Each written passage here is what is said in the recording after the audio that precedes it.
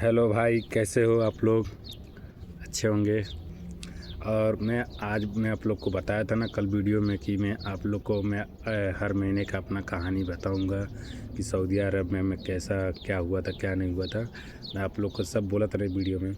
शुरू करते हैं। यहाँ मेरे गांव का एक लड़का है और उसको मैंने कॉल किया था। मैं बोला था भाई कोई वीज़ा वूजा होगा तो बताओ, ठीक है। तो उसने बताया था कि हाँ एक वीज़ा है, ठीक है। तो एक वीज़ा उसने दिलाया था मुझे और मुझे पैसे के लिए डायरेक्ट मुझे 1 लाख तक बोले थे। 1 लाख तक बोले थे तो मैं हो जात 95,000 में बातचीत हुआ था हमारा। 95,000 में क्लियर हो गया था। फिर उसके बाद जब वीज़ा वूजा मेरा मेडिकल उटकल जब पास हो गया तो मेडिकल उटकल कराने के बाद फिर जब वीज़ा स्टैंपिंग कराने के लिए दिया था तो मैं उसको 50,000 रुपये जाके उसके घर पे पैसा मैंने दे दिया था। फिर उसके बाद मेरा जब स्टैंपिंग हो गया तो जब स्टैंपिंग मेरा हो गया तो फिर उसके बाद मुझे बोला कि पैसे भेज दो, ठीक है, टिकट उकट निकालने के लिए, ठीक है। तो उसने मुझे पैसा मैंने उसको भेज दिया उसके खाते में और मैंने टिकट उकट निकाल दिया था उसने। तो मेरा दिल्ली का टिकट था, मेरा दिल्ली से रियाद के लिए उड़ान था मेरा। तो मैंने फिर दिल्ली में जब पहुंचा तो मुझे वहाँ पहुंचने के बाद पता चल रहा है कि मेरा पासपोर्ट जो है वो कुरिया हो गया, ठीक है। तो जब मैं वहाँ पहुँचा तो मैं सुना कि तो पासपोर्ट कुरिया हो गया। तो मैं बोला कि तो क्या करूँगी।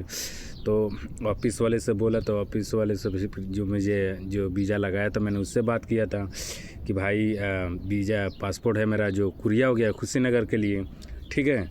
तो फिर उन्हें बोले कि नहीं पैसा फंसा है तो उसके लिए पासपोर्ट नहीं दे रहा है। तो फिर उसने बात किया तो उसको पैसा वैसा भेजा तो फिर भी क्लियर नहीं हुआ। तो फिर भी वो एक ही बात बोल रहा है कि हाँ पासपोर्ट जो है तुम्हारा वो कुरिया हो गया है, ठीक है। तो अभी तक लखनऊ तक पहुंचा है तो वहाँ पे होल्ड कराया गया। तो होल्ड पे कराया गया तो फिर होल्ड भी नहीं हुआ, ठीक है। तो वो मतलब ऑफिस वाला बोला कि जिससे तुम कराए हो काम उससे बात करो। तो हमने बात किया तो बोले कि ठीक है कोई बात नहीं। तो फिर मेरा भाई था गांव का तो मैंने उससे बात किया तो वो बोला कि ठीक है, एक होटल का नंबर दिया। तो मैं उस होटल में जाकर रुका था। फिर मैं जब उस होटल में जाकर रुका था तो फिर उस होटल का एक दिन का खाना पीना रहना पीना सब फ्री था, 400 रुपये एक दिन का, ठीक है। तो मैं वहाँ पे 4 दिन रुका था। तो 4 दिन रुका था तो मेरे पास पैसा नहीं था। मैं आया था तो जब रेलवे में जब आया था तो मैं बिना टिकट गया था। पैसा मेरे पास उतना नहीं था। मैं बोला उधर जाएगा तो पैसा काम ही नहीं करेगा, तो इसको वास्ते ज़्यादा पैसा लेके नहीं आया था मैं। तो इसको वास्ते फिर उसने 4 दिन होटल में रुका था तो पैसा हो गया 1600 रुपये।